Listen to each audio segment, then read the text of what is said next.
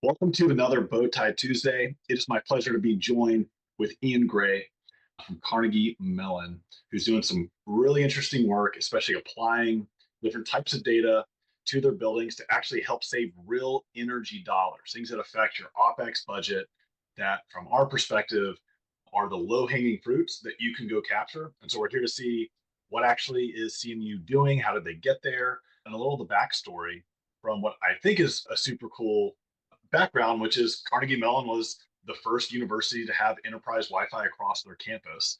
And all of a sudden now they're using some of this Wi-Fi data to actually save energy costs and affect lots of other things across campus. So Ian, my pleasure. Welcome to Bowtie Tuesday. Hey, thanks, Aaron. Pleasure to be here.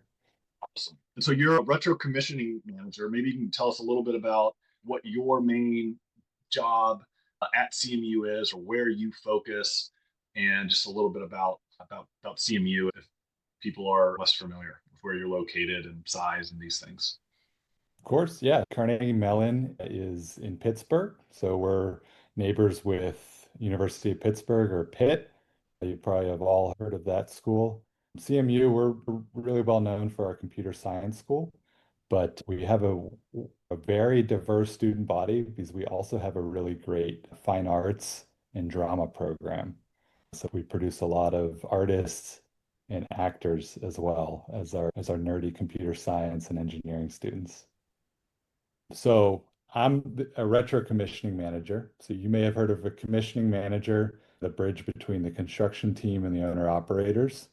The retro means that I'm looking at existing buildings. So we have buildings that are 100 plus years old. They've obviously changed a lot, and the occupants' activities in those buildings have changed a lot over those years. So they need a tune-up, a checkup from a commissioning manager like me to make sure that they're first and foremost serving the needs of the occupants, which is education and research, and then doing that service in an energy efficient way. But hold on, I think you said something. Are you telling me that the schedules people might set 20 years ago, like they aren't necessarily the most optimized version to run your buildings today? Yeah, so I guess 20 years ago would have been like the beginning of digital building automation systems.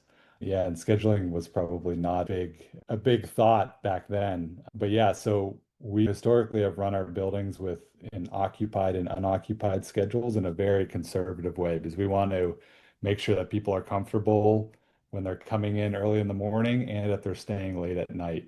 Sure. But with Campus IQ, we're able to really tighten those building schedules down to see when are people actually using these facilities.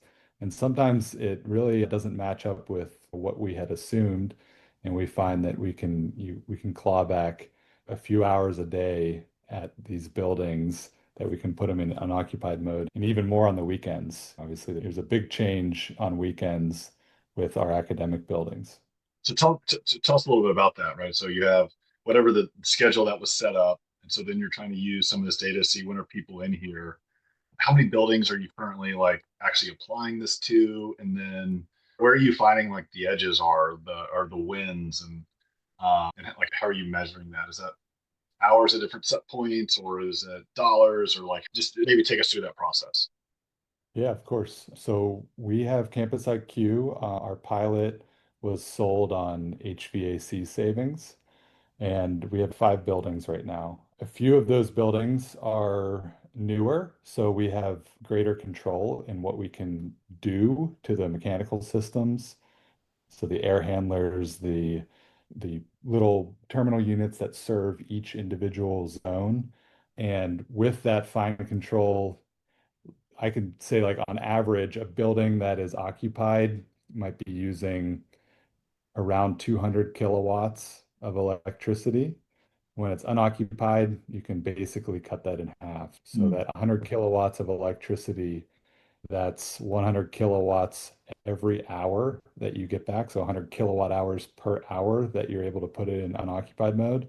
And for us, we have really cheap electricity out here in Western PA. That's $10 an hour for one building for 1 hour of unoccupied time. let's say we get back 4 hours a day, so 40 hours a day, 30 days a month, let's assume we're saying $1,200 a month on one building.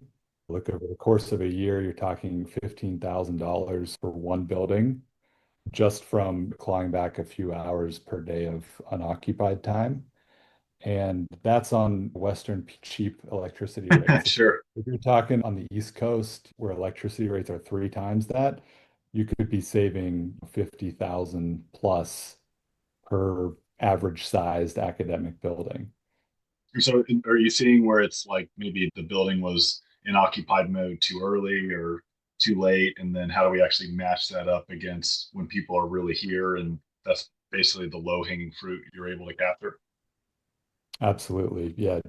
They were going occupied too early.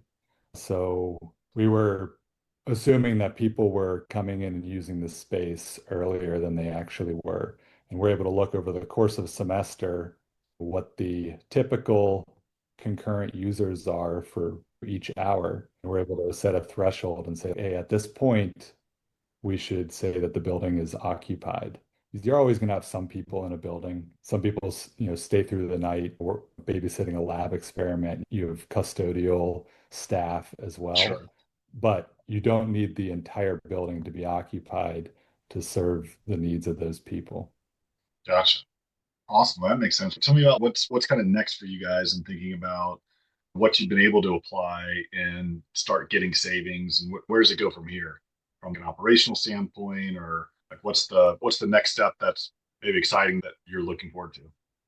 Yeah, so we would love to get integration, real-time integration with our building automation system so that we can feed the occupancy data directly into these systems, which control our lighting, water systems, HVAC systems.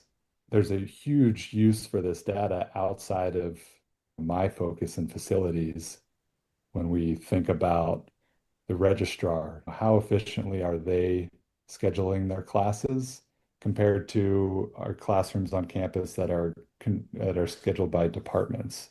This was something that CampusIQ built a custom filter for us so that we could look at how our registrar versus department controlled classrooms were performing. Our institutional effectiveness and planning group and our student affairs group are really interested in the carrying capacity of the university. So how many people can we admit into each incoming class, given our bottlenecks or constraints on dining facilities or recreation facilities? It's a really important piece to be able to not just look at what do these spaces look like when you send someone down there to look at it, but look over the course of an entire semester, see what the peak usage looks like in these spaces, and it can inform decisions to increase the carrying capacity, which obviously has a huge impact to the bottom line of the university. Yeah, that's awesome. I think it's so cool to see you all applying it, getting those first easy savings. I try to tell everybody, hey, wherever the fast wins are, like fast wins fund the future, right? So let's go get those wins. It's awesome to hear what CMU is doing and what your team is. I think there's got to be a bigger need everywhere for universities to have that role that you fill, right? The retro commissioning manager, right? Or just the idea of, hey, our space is really always changing. People are using, our needs are changing. Doesn't it make sense that we need to constantly rethink how our buildings are working and what can lift and shift or move in order to serve our constituents, but also to do things like save energy costs, right? But if nobody's thinking about it, man, there's a gap. Super cool. Ian, thank you so much, man, for being on Bowtie Tuesday. It's great talking to you and look forward to talking with you in the future of what happened next at CMU. Yeah, thank you, Aaron. It's been a pleasure.